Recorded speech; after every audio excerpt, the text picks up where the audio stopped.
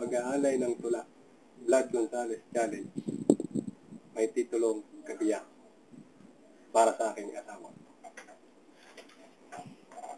Kabiyak.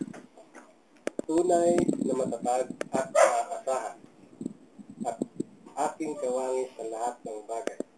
Anuman ang pagsubok, taglay ay tibay, daigang bidang may agimat na tangan.